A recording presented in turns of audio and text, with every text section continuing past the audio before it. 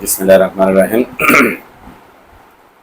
সম্মানিত ফেসবুক বন্ধুরা যারা আমাকে নিয়মিত শোনেন, সবাইকে ধন্যবাদ জানাচ্ছি, আন্তরিকভাবে অভিনন্দন জানাচ্ছি।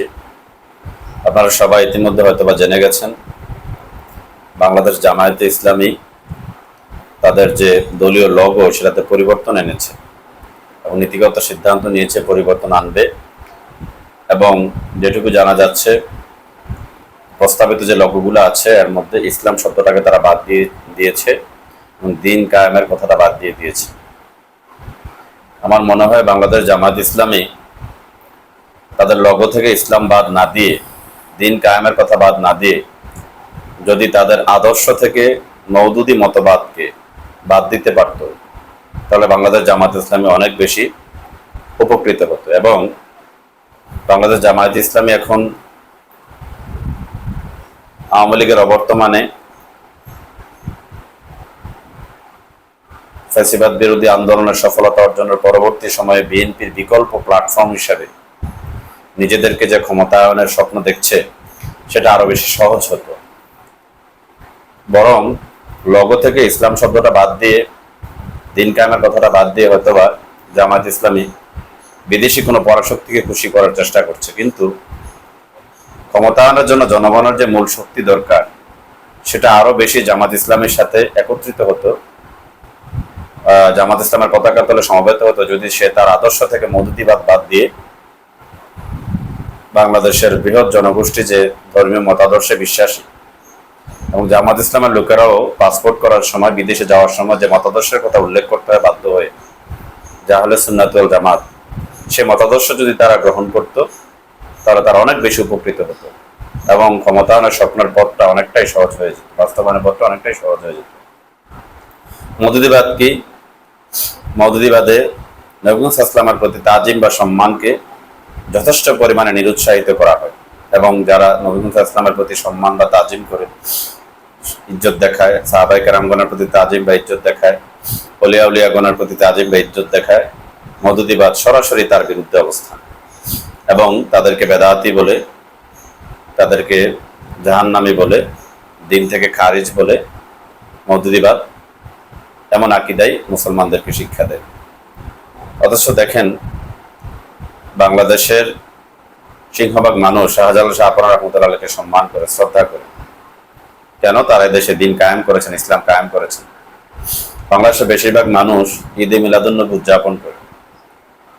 বাংলাদেশের একটা বৃহৎ অংশের জনগণ কবর জিয়ারতকে জায়েজ মনে করে, মা বাবার কবরকে জিয়ারত করে।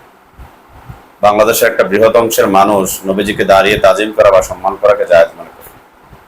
বাংলাদেশের বেশিরভাগ মানুষ কোনো না কোনো পীরের হাতে বায়াত নিয়ে, পীরের মাধ্যমে বায়াতে রাসূল গ্রহণ করে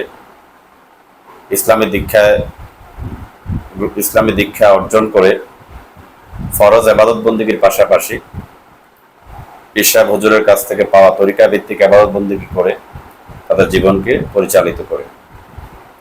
সেই নিরীক্ষে বাংলাদেশ জামায়াত ইসলামী যদি তার আদর্শ থেকে মওদুদিবাদটাকে পরিত্যাগ করতে পারত, মওদুদিবাদের বাহিরেও তো এদেশে ইসলাম আছে, আহলে সুন্নাত ওয়াল জামাত আছে, আমার মনে হয় তারা আরো বেশি লাভবান হতো।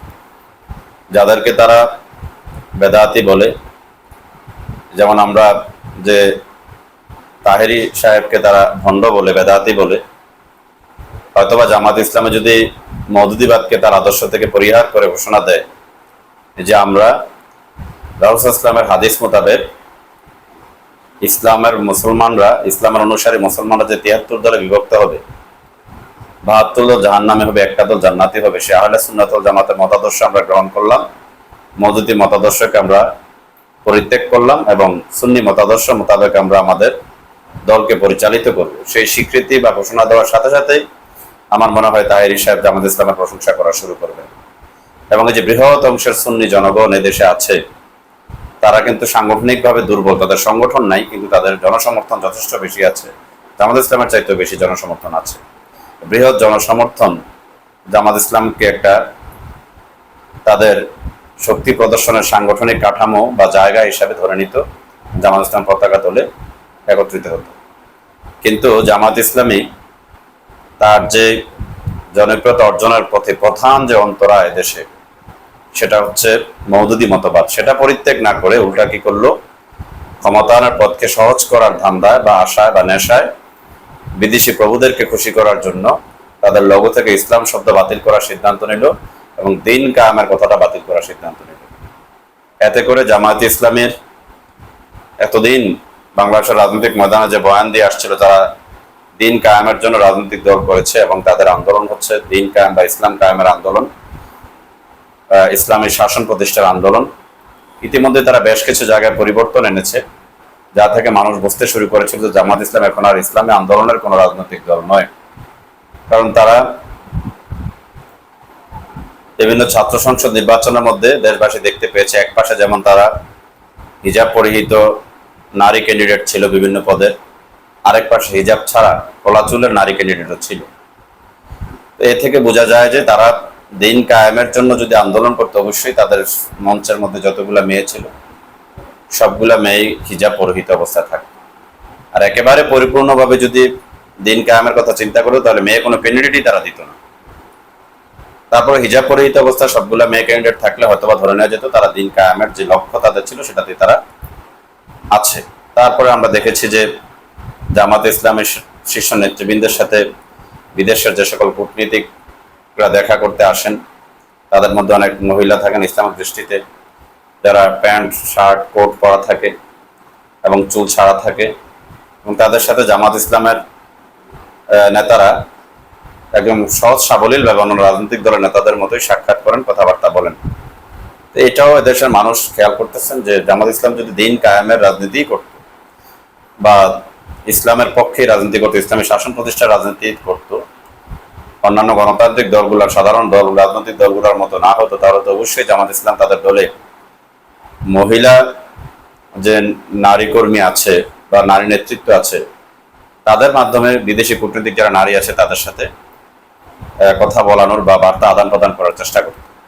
যেহেতু জামাত ইসলামের পুরুষ নেতৃত্ব দেদা আসছে এবং অত্যন্ত স্বভাব সুলভ ও স্বাভাবিকভাবে সাধারণ রাজনৈতিক দলগুলোর মতোই বিদেশি নারী কূটনীতিকদের সাথে দেখা সাক্ষাৎ কথাবার্তা ইফতার মাহফিলে অংশগ্রহণ করছে, এ থেকে বোঝা যায় আগেই দেশবাসী টের পেয়েছিল জামাত ইসলামে তার যে একটা চরিত্র বা পরিচয় ছিল জাতির কাছে, যে একটা ইসলামী আন্দোলন বা ইসলামী রাজনৈতিক সংগঠন, সেটা থেকে জামাত ইসলাম সরে আসছে এবং সর্বশেষ লগর মধ্যে পরিবর্তন এনে ইসলাম শব্দ বাদ দিয়ে দিন কায়েমের কথা বাদ দিয়ে তারা তাদের সেই পরিচয় মুছে দেওয়ার ক্ষেত্রে শেষ পেরেক টুকি দিল।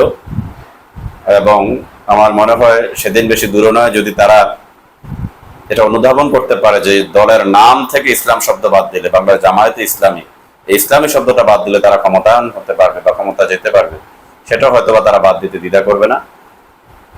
তো এই নিরিখে আমি যেটা অনুধাবন করতেছি, লঘু বা ইসলামী পরিচয়, ইসলামী আন্দোলন বা ইসলামিক রাজনৈতিক দল, ইসলাম ভিত্তিক রাজনৈতিক দলের পরিচয় তাদের জনপ্রিয়তা অর্জনের ক্ষেত্রে যতটা না বাধা, তার চেয়ে বেশি বাধা হচ্ছে তার আদর্শের মধ্যে মওদুদি মতবাদ থাকা। এই মওদুদি মতবাদকে তাদের সাথে যারা এখন অন্যতম জোটের শরিক আছে, চরমনাই যেটাকে আমরা একেবারে মোটা দাগে যদি ধরি, হেফাজতে ইসলাম, খেলাফতে মজলিস, চরমনাই সবার কিন্তু ওলামায়ে দেওবন্দের অন্তর্ভুক্ত। দেওবন্দ থেকে তাদের আদর্শটা আসছে। কওমি মাদ্রাসা অঙ্গন যারা আছে, এই মওদুদি মতবাদকে কওমি অঙ্গনের যারা আছে, অর্থাৎ খেলাফতে মজলিস, হেফাজতে ইসলাম বাংলাদেশ, তারপরে চরমনাই উজানি, ওলামায়ে দেওবন্দকে যারা অনুসরণ করে এদেশে দিনী খেদমত চালিয়ে যাচ্ছে, তারা কেউই কিন্তু মওদুদি মতবাদকে পছন্দ করে না। তারপরে আহলে সুন্নাত ওয়াল জামাত যারা আছে, ভারতের আলা হযরত ফাজলে বেরলভী রাদিয়াল্লাহু আনহু, ওনাকে যারা ফলো করে দেশে বৃহৎ একটা জনগোষ্ঠী আহলে সুন্নাত ওয়াল জামাত, তারা বিভিন্ন পীর মাশায়েখ আছে বা ছোট ছোট কিছু রাজনৈতিক সংগঠন আছে, বিভিন্ন দরবার শরীফে বিভক্ত, শত শত হাজার হাজার দরবার শরীফ। এই বৃহৎ জনগোষ্ঠীও কিন্তু মওদুদি মতবাদকে সাপোর্ট করে না। তো যদি জামায়াত ইসলামী তার আদর্শ থেকে মওদুদি মতবাদকে বাতিল করত, তাহলে এই দুইটা ঘরানার মুসলিম বা ইসলাম ধর্মভিত্তিক দুইটা ঘরানার যে ভোট ব্যাংক, একটা হচ্ছে দেওবন্দি মতবাদ আর একটা হচ্ছে আলা হযরতের মতবাদ, দুইটা ঘরানার মানুষদের সমর্থন তারা পেতে আরো সহজ হতো। সুতরাং জামাত ইসলাম আমার মনে হয় লগো পরিবর্তন না করে আদর্শিক পরিবর্তন আনাটা অত্যন্ত জরুরি এবং তাদের জন্য উত্তম হবে এবং তারা সহজেই মানুষের মাঝে তাদের অবস্থান আরো বেশি মজবুত করতে পারবে। সবাইকে ধন্যবাদ।